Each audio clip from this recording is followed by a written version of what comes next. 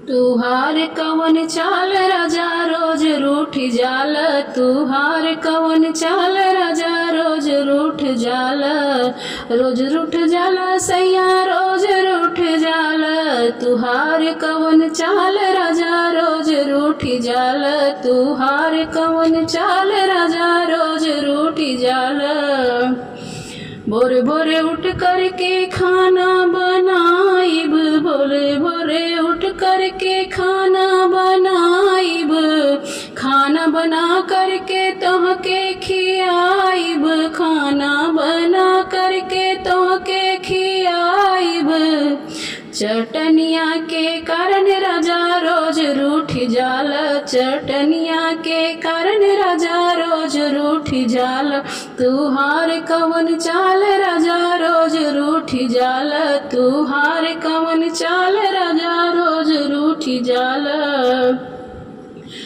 खड़ी दोपहरिया में कपड़ा सुखाई, खड़ी दोपहरिया में कपड़ा सुखाई, कपड़ा सुखा कर के रोज तहाई। रूमलिया के कारण राजा रोज रूठ जाल, रूमलिया के कारण राजा रोज रूठ जाल। तुहार कवन चाल राजा रोज रूठ जाल, तुहार कवन चाल राजा रोज रूठ जाल। साँझ होत सब व्यंजन बनाई, साँझ होत सब व्यंजन बनाई, छोल भटूरा पकौड़ा खियाई, छोल भटूरा पकौड़ा खियाई। घुघुनिया के कारण राजा रोज रूठ जाल, घुघुनिया के कारण राजा रोज रूठ जाल। तुहार कवन चाल राजा रोज रूठ जाल, तुहार कवन चाल राजा रोज रूठ जाल।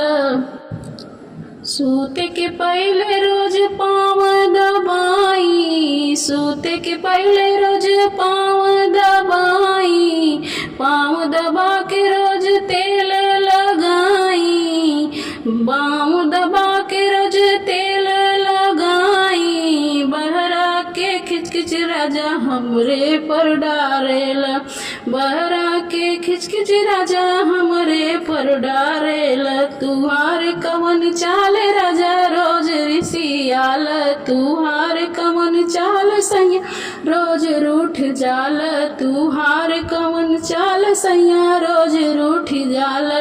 तुहार कवन चाल राजा रोज रूठ जाल, रूमलिया के कारण राजा रोज रूठ जाल, घुघुनिया के कारण राजा रोज रूठ जाल, चटनिया के कारण राजा रोज रूठ जाल।